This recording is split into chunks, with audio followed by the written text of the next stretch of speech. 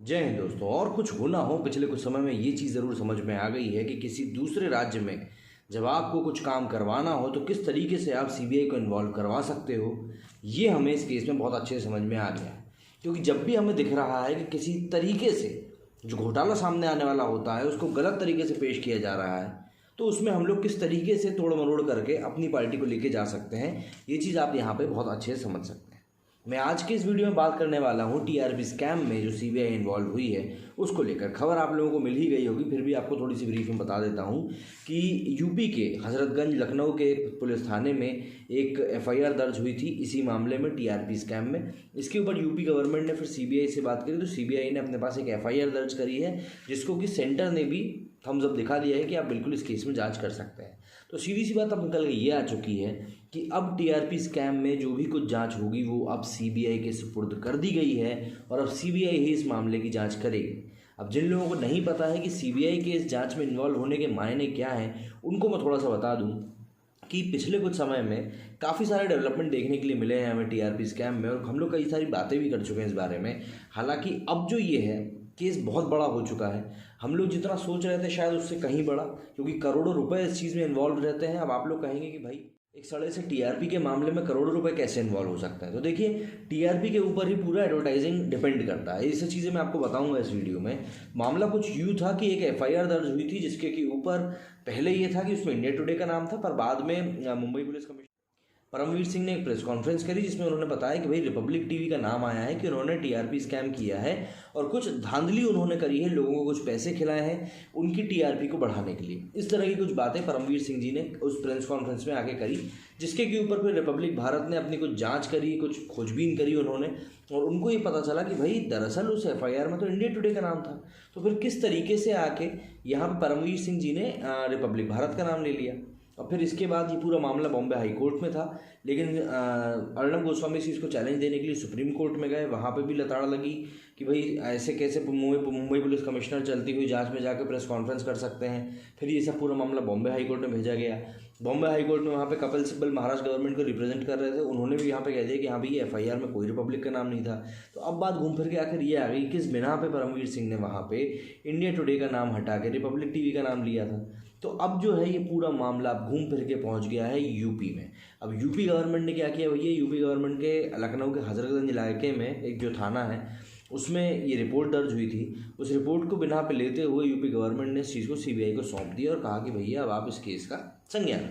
अब इस चीज़ में काफ़ी सारी चीज़ों का डेवलपमेंट देखने के लिए मिलेंगे। क्यों? क्योंकि पहली चीज़ तो ये कि हमको एक चीज़ ऑलरेडी पता चल चुकी है कि बार्क ने एक 5 लाख रुपए का जुर्माना लगाया था जुलाई में इंडिया टुडे ग्रुप के ऊपर, और 1 लाख रुपए के फ़ाइन की बात अभी भी सामने आई थी। तो जब इस तरह की चीज़ें सामने आ रही हैं कि आपके ऊपर लगातार फ़ाइन लग रहे हैं, प्लस आपको इस बात के ऊपर टोका जा रहा है कि भाई आप जिस तरीके की हेडलाइंस दिखा रहे हो वो हेडलाइंस जो है वो काफ़ी हद तक डेरोगेटरी हैं और वो सामने वाले की इज्जत को धूमिल कर सकती हैं, तो ऐसे में इन लोगों के ऊपर ये ऑलरेडी चार्जेस लग चुके हैं। प्लस होता क्या है कि देखिए, काफ़ी लंबे समय से जब आप नंबर 1 पे काबिज हो और अचानक से कोई नया टीवी चैनल आके आपका वो ताज छीनने की कोशिश करने लगे, भले ही उसके पास जनता का सपोर्ट है, तो थोड़ी तकलीफ तो होती है। लेकिन क्या है, आज के समय में इंसान अपने ईगो में इतना ज़्यादा डूब चुका है कि कहीं ना कहीं उसको ये चीज़ हजम करना बहुत मुश्किल हो जाती है कि भाई मैं जिस नंबर 1 के ताज पे मैं सालों से बैठा हुआ था, उस ताज को कोई और छीन के ले जा रहा है। तो इसीलिए ये सारी सुगबुगाहट, सारी खलबलाहट हमें देखने के लिए मिलती है। लेकिन इसके अलावा एक जो चीज़ सामने आई है वो ये कि भाई बार्क ने जो इसके बाद डिसीजन लिया कि हम अगले 12 हफ्तों तक किसी भी तरीके की टीआरपी का आपको विश्लेषण नहीं देंगे कि कौन किसकी टीआरपी लेके जा रहा है या किसकी कितनी टीआरपी चल रही है। अब यहाँ पे ये बड़ा फैसला इसलिए है क्योंकि पहली बात तो कि जिस तरीके से स्कैम में रिपब्लिक टीवी का नाम खींचा गया है, उसको अगर उनको अपना नाम हटाना था तो उनके लिए टीआरपी रेटिंग ज़रूरी थी, क्योंकि अगर अभी कुछ समय में जो टीआरपी रेटिंग आती उसमें भी उन्हीं का नाम टॉप पे आता तो सीधी सी बात ही क्लियर हो जाती कि भाई कहीं से कहीं तक रिपब्लिक भारत इस चीज़ में इन्वॉल्व नहीं था। लेकिन अब क्योंकि 12 हफ्तों के लिए बात टल चुकी है तो इस बात को थोड़ा समझना मुश्किल हो जाएगा। दूसरी चीज़, बिहार इलेक्शन सर पे है और इलेक्शन के टाइम पे आप लोगों ने देखा ही होगा कि न्यूज़ चैनल्स सभी लोग देखते हैं, क्योंकि हम सभी की नज़र बनी होती है कि भाई कौन हार रहा है, कौन जीत रहा है, किस तरीके से चुनाव लड़े जा रहे हैं, क्या चीज़ कौन सी कॉन्स्टिट्यूंसी में चल रही है, ये सब चीज़ों की नज़र लोग रखते हैं। तो ऐसे में न्यूज़ चैनल्स ही एकमात्र सहारा होते हैं। अब ऐसे में जबकि आपके पास टीआरपी का डेटा नहीं होगा तो जो हर चैनल ये बोलता रहता था कि भैया एग्जिट पोल में हम नंबर 1 हैं, हमारी टीआरपी सबसे तेज़ चल रही है, लोग यही चैनल देख रहे हैं, इस तरह की बातों को अब आप क्लेम नहीं कर पाओगे। तो ऐसे में सबसे बड़ा इम्पैक्ट जो मैंने आपको पहले बोला था वो पड़ेगा एडवर्टाइज़र्स के ऊपर। आपको बता दूं कि जब रिपब्लिक भारत का नाम लिया गया था तो इस बारे में भी बात की गई थी कि जो रिपब्लिक भारत के एडवर्टाइज़र्स हैं, जो उनको एडवर्टाइज़ करा रहे हैं, उन लोगों की भी जांच की जाएगी और साथ ही साथ जितने भी लोग इसमें इन्वॉल्व हैं, जो लोग मार्केटिंग का काम देखते हैं, उन लोगों की भी जांच की जाएगी। अब ऐसे में सबसे बड़ा सवाल ये आ जाता है कि भाई जब ये नाम आपको समझ में आ गया है कि हाँ भाई रिपब्लिक भारत का नाम नहीं है, तो फिर आपने दूसरे चैनल्स के बारे में ये बात क्यों नहीं करी?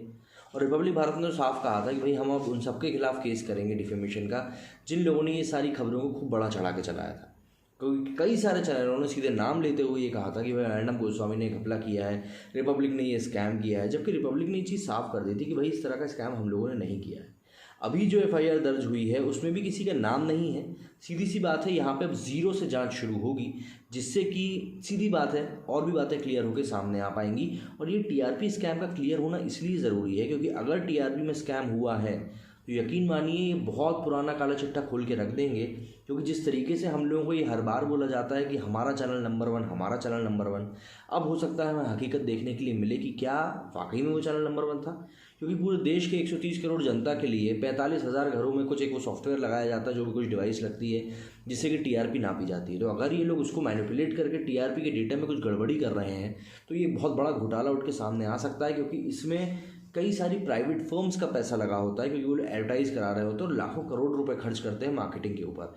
ऐसे में जब आपको पता चलता है कि भाई ये जिस चैनल के ऊपर मैं पैसा लगा रहा हूँ ये चैनल तो नंबर 1 था ही नहीं, या इसको उतने लोग देख ही नहीं रहे थे, तो ऐसे में काफ़ी ज़्यादा चीज़ें भारी पड़ने लगती हैं। लेकिन अब जो चीज़ें हमारे सामने उठ के आ रही हैं उसमें ये चीज़ क्लियर हो चुकी है कि सीबीआई अब इस केस की जांच करेगी। और जब सीबीआई इस केस की जांच करेगी तो हमने देखा ही है कि उसके रिजल्ट्स किस तरीके से आते हैं। और मेनली जो स्टेट गवर्नमेंट का जो इन्वॉल्वमेंट होता है उसको न्यूट्रलाइज करने के लिए यहाँ पे सीबीआई का इन्वॉल्वमेंट बढ़ाया गया है, जिससे कि स्टेट गवर्नमेंट का जो पावर है, जो उनका इन्फ्लुएंस है, वो थोड़ा कम किया जा सके। क्योंकि हम लोगों ने देखा किस तरीके से मुंबई पुलिस कमिश्नर ने आके एक टीवी चैनल का नाम ले लिया, जिस कारण से इस मामले ने बहुत ज़्यादा लंबा तुल पकड़ लिया।